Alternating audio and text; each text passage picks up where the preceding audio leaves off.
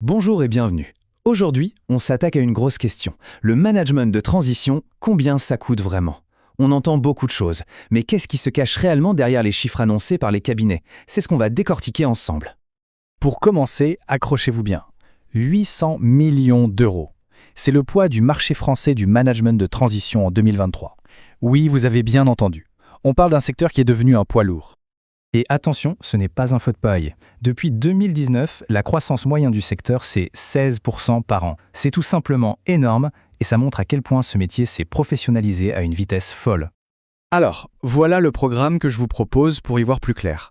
On va d'abord jeter un œil au marché, puis on va décortiquer ce fameux TJM, comprendre ce qui fait monter ou baisser les prix. Ensuite, on dévoilera la facture complète.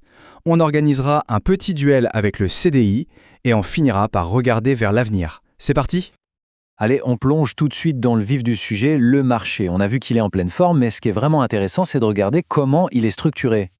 Ce qu'on voit tout de suite, c'est que ce n'est pas du tout un marché amateur, bien au contraire. Sur les 800 millions, 560 millions, soit 70% de l'activité, passent par des cabinets spécialisés. C'est un signe très fort. Les entreprises cherchent de l'expertise et des garanties. Bon, maintenant qu'on a posé le décor, parlons argent. Parlons du coût. Et là, il y a un mot magique à retenir, un acronyme que vous allez entendre partout, le TJM. Le TJM, qu'est-ce que c'est ? C'est le taux journalier moyen. En gros, c'est l'unité de mesure de tout le secteur, la brique de base sur laquelle tout est construit. C'est le prix à la journée d'un manager. Alors, concrètement, ça représente quoi? Eh bien, au premier semestre 2025, le TGM moyen s'établit à 1 330 € hors taxe. Ce qui est fascinant, c'est que ce chiffre est très stable. Le marché a vraiment atteint une forme de maturité. Et si on regarde d'un peu plus près, on s'aperçoit d'un truc super intéressant. La majorité des missions, 55% pour être exact, se concentrent dans une fourchette bien précise, entre 1000 et 1500 € par jour. Le cœur du réacteur, il est là. Ok, donc on a un tri moyen. Mais comme on passe de, disons, 500 € à plus de 2500 € par jour, qu'est-ce qui explique un tel écart? C'est justement ce qu'on va décortiquer maintenant. La réponse est simple, et elle tient en un mot, l'expérience.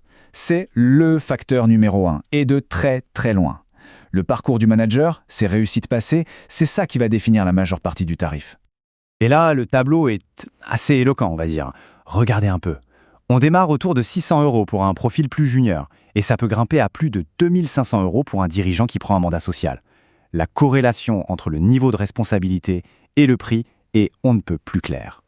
Évidemment, l'expérience ne fait pas tout. D'autres paramètres entrent en jeu. Une mission en pleine crise, le prix peut grimper de 40%. Besoin de quelqu'un en 48 heures, c'est un supplément. Et sans surprise, les tarifs en Île-de-France sont bien plus élevés. À l'inverse, une mission très longue peut parfois donner droit à un petit geste commercial. Maintenant qu'on a le prix de base, on va voir comment on arrive à la facture finale. C'est un peu comme pour une voiture, hein. Il y a le prix catalogue et puis il y a le vrai prix une fois qu'on a tout ajouté. Donc, la question qu'on peut légitimement se poser, c'est est-ce que ce TGM, c'est le prix final que l'entreprise va payer? La réponse, et vous vous en doutez, c'est non. En fait, il faut voir ça comme un millefeuille. On part de la base, le TGM du manager. Par-dessus, on ajoute les honoraires du cabinet, qui se situent en général entre 15 et 30%. Et enfin, on ajoute la dernière couche, les frais de mission, comme les déplacements ou l'hébergement. C'est la somme des trois qui donne le vrai coût. Ok, on a le coût total, mais ce chiffre tout seul, il ne veut pas dire grand-chose. Pour vraiment comprendre, il faut le comparer à son alternative principale, l'embauche classique en CDI. Alors que le match commence. Première ronde, la stratégie. Et là, on est sur deux mondes complètement différents. Le manager de transition, c'est la vitesse, la flexibilité, l'impact immédiat. C'est une solution chirurgicale. Le CDI, c'est un engagement sur le long terme, avec un processus qui peut s'étaler sur 6 mois. Deuxième round, la structure des coûts. Et là encore, c'est le jour et la nuit. D'un côté, le manager de transition, avec une facturation super simple. Tout est inclus. De l'autre, le CDI, et là, c'est une autre histoire. Il faut ajouter au salaire les charges patronales, les avantages, les frais de recrutement qui sont souvent oubliés. La facture est bien plus complexe qu'elle n'en a l'air. Et alors, le verdict final de notre duel. Si on fait les comptes, une mission type de 7 mois tout compris, ça revient à environ 182 000 €.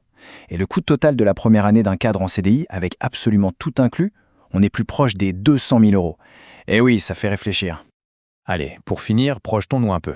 Après cette croissance assez folle, où en est le marché et surtout, où va-t-il ? Le marché a connu une histoire récente assez mouvementée.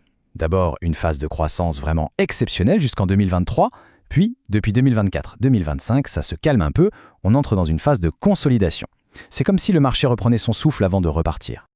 Mais alors, qu'est-ce qui va tirer la croissance de demain ?